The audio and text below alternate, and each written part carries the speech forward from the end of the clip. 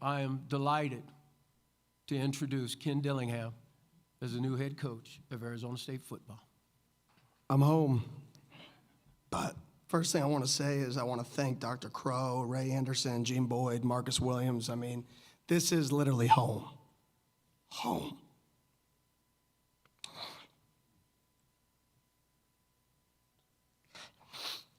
Yes, sir. So I say that because this place is special. The state is special. The people in this room are special. Gosh, that's a great question. I don't know if I've ever been asked that. Like, what is the It Factor? The It Factory is back for season 2. Last season, we explored what the It Factory is, who has it, and how they got it. This season, we still seek to answer the same questions, but with a new cast of characters. We take the helmet off some of the new faces in the Conference of Champions, and some familiar faces as well. Players, coaches, and experts will explore what it is that sets them up for success on Saturdays. I'm Yogi Roth, and welcome back to the It Factory.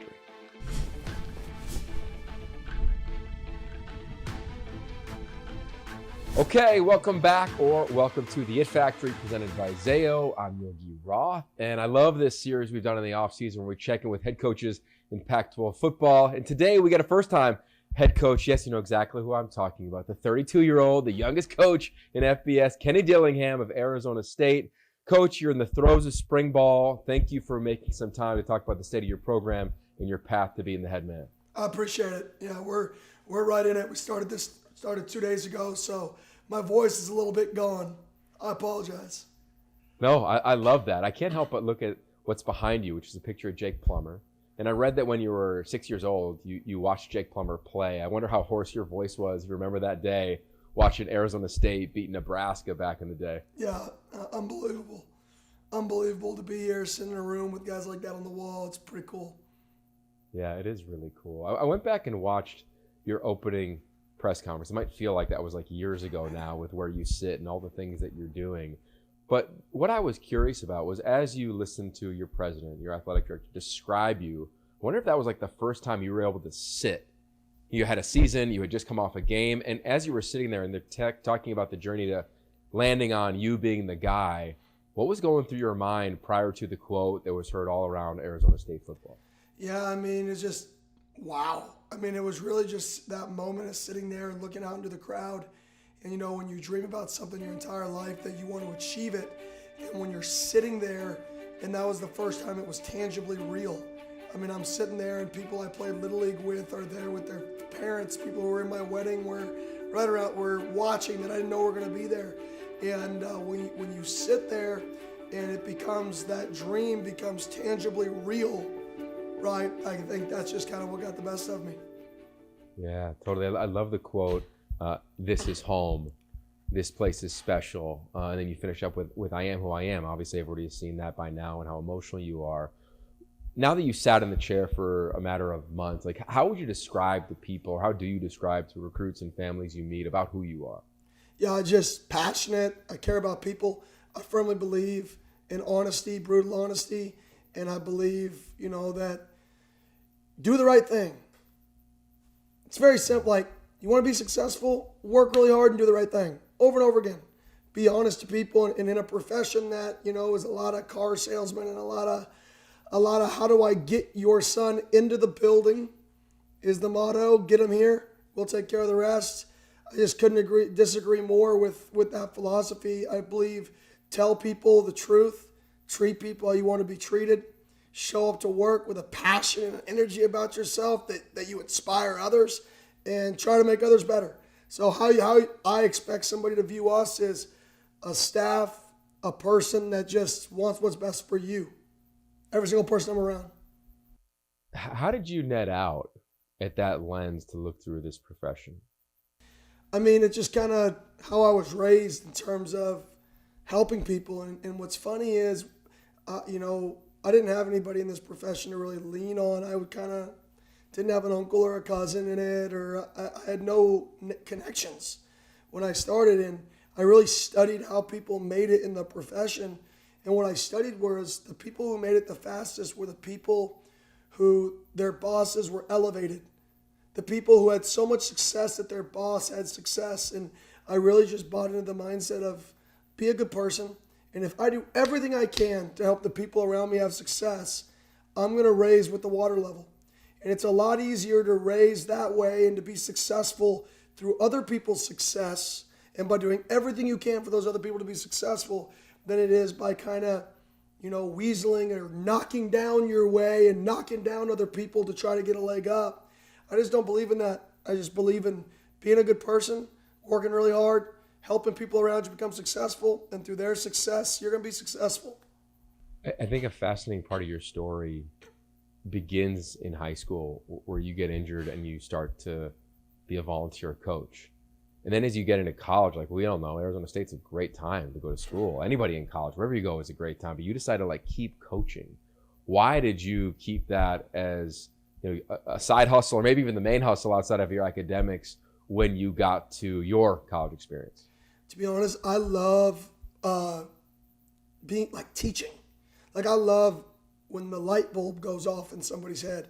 Like when somebody said, what are you addicted to? I'm addicted to the joy of knowledge, teaching somebody something and them not understanding it and you having to teach it different or coach it different and then it clicking. I'm addicted to that. I'm addicted to that person who go from making bad decisions to texting you on a Friday night of I made a good decision. I'm addicted to that. I'm addicted to the people, and helping people. That's really why. Is I had more joy in that piece of it and helping those smiles on faces when kids got it than I did with all the other stuff that a normal 19-year-old would do, or a 21-year-old would do on a Saturday in Tempe, Arizona. I was doing film. I'm a big believer that one of our main jobs in life is to give everything away. But to give something away, you got to go gain it. So you just talked about watching the light bulb go on in others. How did it go on in you? And how do you recall that early on of you learning about this game, play calling, teaching the position, eventually becoming the CEO of a program? Yeah, I think it was just over time. I remember my first meeting. I'm 17 years old. I go and sit in the defensive meeting at Chaparral High School.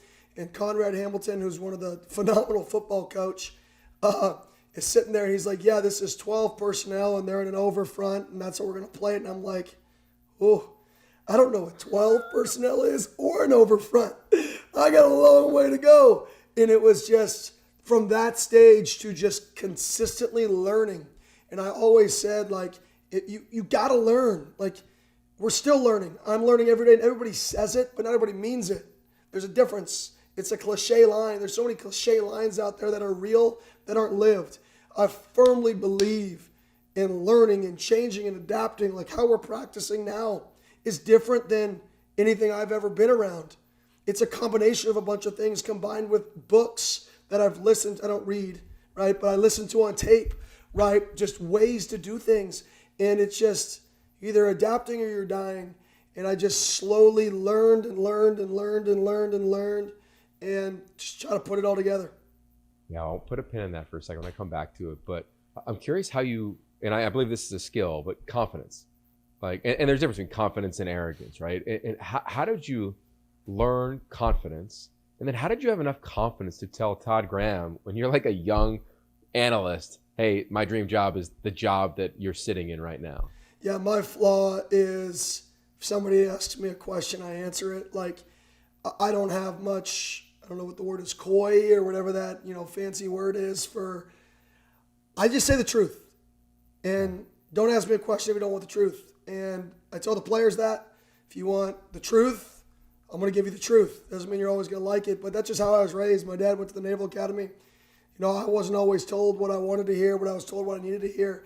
And people always say kids change. Kids have changed. You got to treat them different.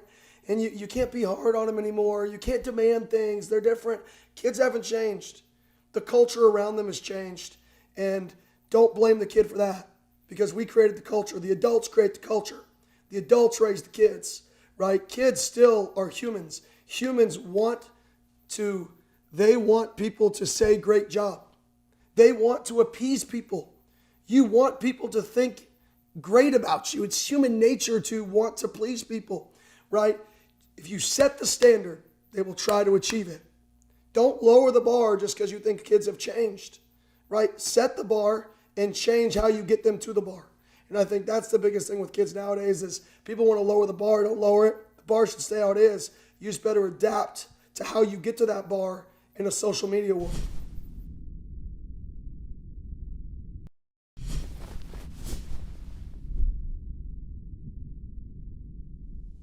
You've got a couple quarterbacks in your roster that transferred in, with Jacob Conover, Drew Pine, and then of course Jaden Rashada, who everybody I feel like can paint a picture of these guys and what their record is and who they are, what went on in their journey. How do you guide them, mentor them to make sure that they define their own story versus allowing others that say how great they are, how bad they are, what they are to define them? Yeah, I think be you. Like, be you. Don't try to be Mr. Perfect. Like, just be you. And if you be you and you're a good person, everything else will take care of itself. Don't worry about what you say. Don't worry about what you do. Worry about being a good person. If every decision you make is this really what I should do? Like, people make it so complicated. There's so many rules and there's so many things. If everybody just lived their life, be a good person, and you know what that means. Everybody knows what that means. I could say that, and everybody knows right and wrong. You do. It's culturally, you know right and wrong. And it's just be you, be a good person, help others, and everything else take care of itself. And those are the people I'm trying to bring into the program are people who genuinely believe that. Yeah. What have you noticed about the culture you set in a few months with Drew and with Jaden, with everything that's gone on around them outside of the walls of Arizona State? I mean, I just think trust. They know everything I've told them is happening. You know, I don't make promises in recruiting. I mean, most people will promise kids, oh, you're going to play, you're going to start, or they'll talk crap about their own guys. Oh, we don't have a quarterback. We don't have a D lineman. We need you because everybody else sucks. I can't stand that. No. You're going to come in here, you're going to work your butt off to compete, to win a job. And if part of that is becoming a leader, and the only way to become a leader is to immerse yourself and spend extra time around your team. That way they can look at you as one of the guys. And it's just be you and lead through your own ways. My way of leading is so much different than Dan Lanning's. It's so much different than Mike Norvell's. So much different than Todd Graham and Gus Malzahn's, because that's not me. In the moment I'm not me, people read through it and people know, well, this isn't real. I'm going to be me. And if it works, I truly believe it will, because what's got me to this point, why change now? Yeah, that's much appreciated. And I work with a lot of the high school guys through the Elite 11, and I see that where they can sometimes accept or acknowledge other people's definition of them. That's the whole rating system. And I love that they can go into your environment and say, look, you're going to define whatever it is that you want to be. And I think that's such a powerful statement for that generation, because there's a tough pull there with everything going on in recruiting and what recruiting can do in the era of NIL, transfer portal, etc. in college football right now. Curious how you see that with this generation, especially at that position. Yeah, there's no doubt. The social media piece, it goes back to what I said earlier. Human nature, you want to be liked. Like, it's human nature. So now we have social media where before the only people you had access to were friends, family, teammates 30 years ago. Now you have access to the world at the tip of your fingers. And you're now trying to appease all these people that you would have never tried to appease 20 years ago because you didn't have access to them. You didn't know they existed. They didn't know you existed, really. And I think it's so hard for a kid to be able to separate what matters, right? And to separate who do I need to appease. And I think the people, the successful people, the people who really get it, understand social media is a platform that can be used for you to elevate who you are. It's not a platform to create a false identity of who you are to appease these people.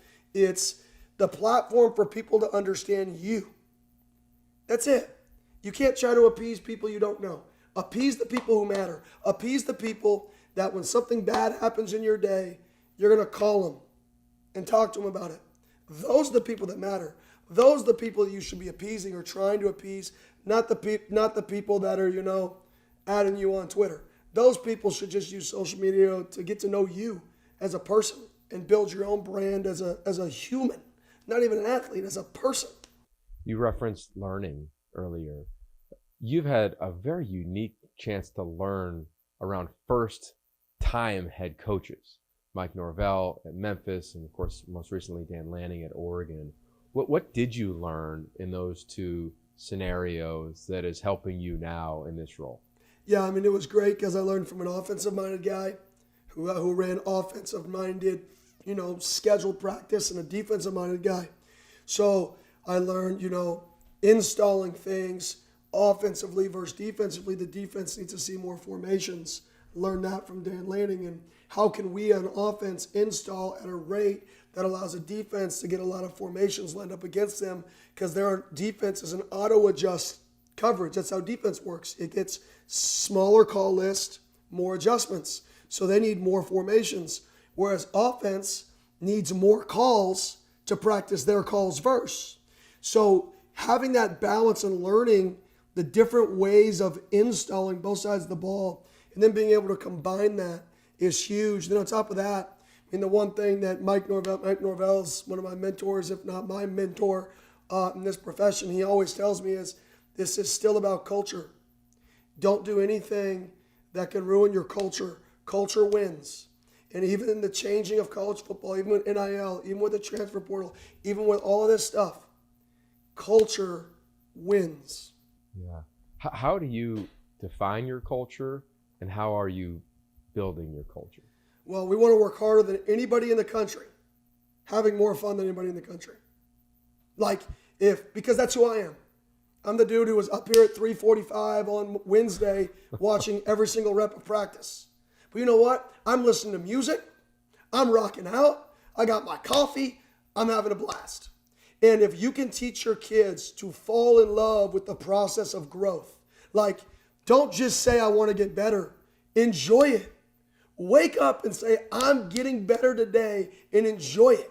Because I've been around people who are super successful in the light of the world. Oh, I'm the head coach at blank school, and you're successful. I want to be you. But at the inside, they're miserable. They wake up every day. They live their life miserable. They go work at a job that people would call a dream, and they make their life miserable by choice. Misery is a choice. If you wake up every day and we said, this is going to be the hardest day you've ever had in your life, and you laugh about it and go, bring it. Whatever. I'm good. That is a choice. And going out in the practice field and saying, we're going to work, right? Or we're going to get better. Those are two different thought processes. Work equates to negative. Oh, I have to go to work. I get to go get better today. And everybody says it, but do you live it? And do you build it into your practice? So I would say, what's our culture? It's that. Find joy in life and find joy in becoming successful and enjoying the process it takes to be successful. So good. I mean, you're right. I mean, the coaching profession in college football is one that is somewhat desirable. And then also, once you're in it, sometimes I hear from a lot of guys, it's like, I got to get out because of everything that's going on. So the joy, Steve Kerr always references that as well. Of course, one of the all-time greats is being a cornerstone pillar in his program in Golden State. With that said, though, you said 3:45. So I got to ask, what are your hours? How do you navigate this thing, man? Well, that was just, I try to watch every period of practice. So I left that day at 5:30 at night the day before so I could go home with my family, eat dinner, hang out with the wife, and then go to bed, and then woke up early in the morning to make up that time. But I have a 1-year-old at home that I want to spend time with, and the 1-year-old's usually not awake at 3:45 most nights, fingers crossed, but he is awake at 6 o'clock. So that's more just me trying to time things out for personally with me, with my family. A couple more before we get you out of here. You have made the choice to operate in a rather CEO type mode. Offensive play caller is your history. It sounds like you're not going to call the plays here. That bucks, I think, a lot of the trends of young offensive-minded head coaches in either college or the NFL. What led you to that choice? I think culture wins. That's why. I think culture wins. You know, if you look at the greatest head coaches in college football and the NFL, you know, a lot of it, nobody ever talks about the scheme that they create. They talk about the culture there. If you think of the New England Patriots back in the day, nobody ever talked about the scheme. They said the culture. They could take a guy who wouldn't fit at another school or another NFL team, implement him into the New England culture, and they could get the most out of him. It's culture. And to me, being year one at a place that didn't have a great year last year, it's all about the culture. It's all about the work. It's all about showing up every day and having the mindset and attitude. And I can't be the guy that's in there scheming 24/7. We're going to run what I believe in offensively, and our system is in place. The system's not changing. We're running the system I believe in, right? So that's not changing. But I think it's more important for me to build a culture and be all into that than it is to say Spider 2, why banana on game day, right? I want to be involved in the game plan. I don't need to say the words. I need to help build the culture.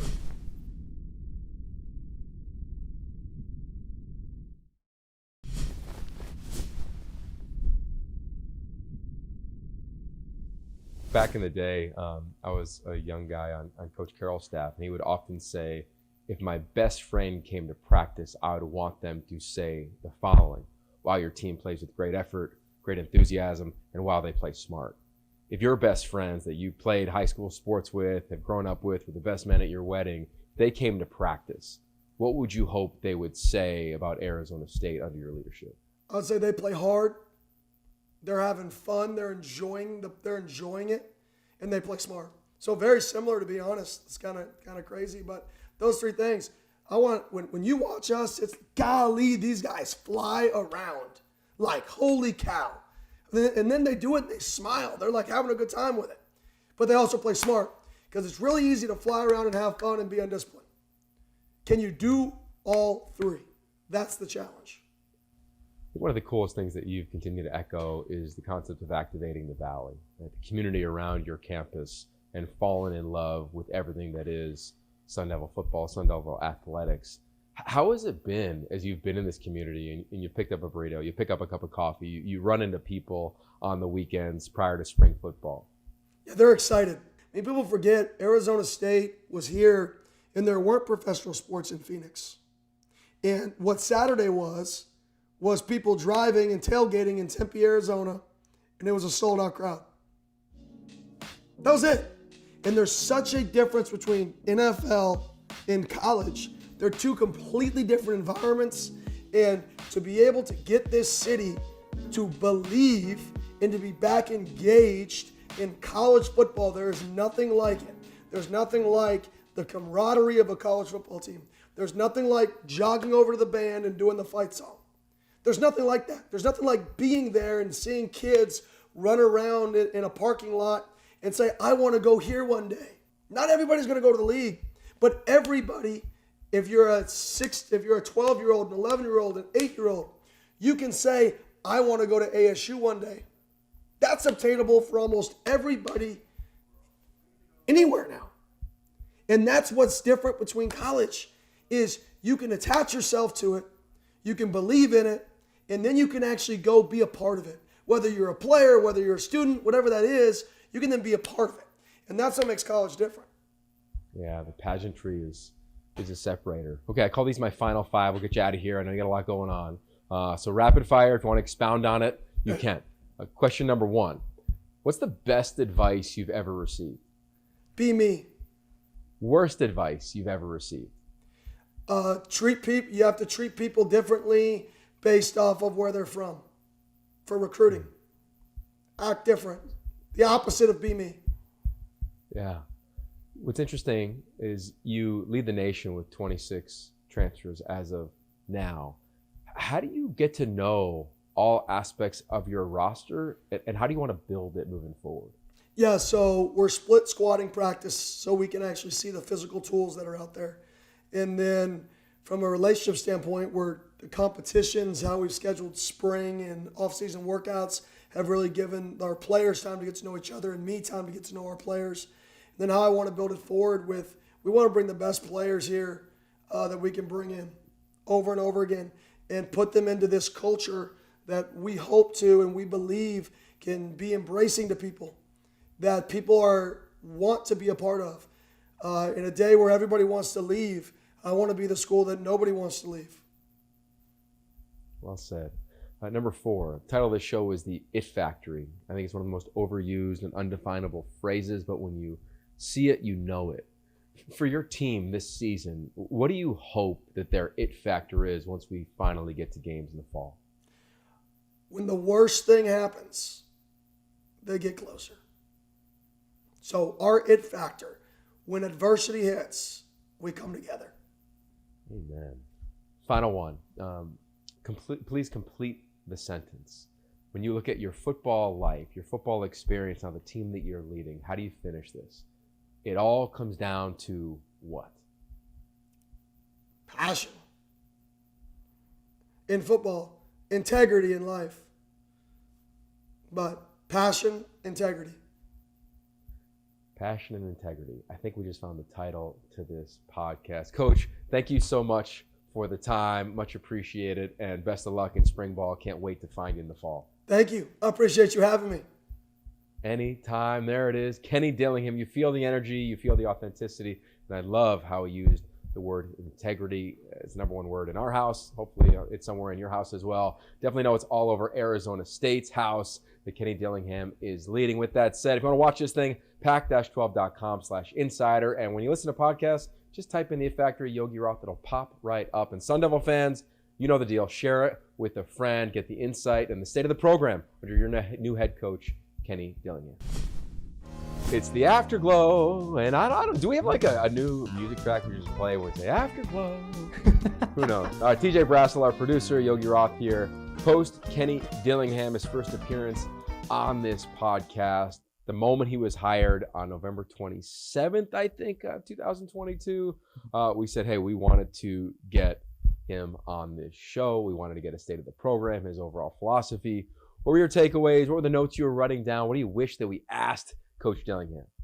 Honestly, the biggest takeaway is he's fired up. Like I could feel it. And I know, like, I mean, part of it also, like, they're now in spring ball, like he's in the midst of it. So I'm sure that's just stoking the fire. But like, I felt like he was answering your questions, but he was like giving speeches. Like I was sitting back here, like, I'm gonna go hit the gym after this. Like I'm ready to go. Like I'm ready to get some work in. No, but it, like, outside of that, like, it was cool to see that energy. You can tell how genuinely excited he is to be there, how fired up he is to be there. I mean, like he said, like his goal was to be Arizona State's head coach. And like, he literally has reached that goal. So now it's like, okay, where does he go from here? Like, how does he elevate this program? It's really, really exciting to see. And I thought that whole conversation was great.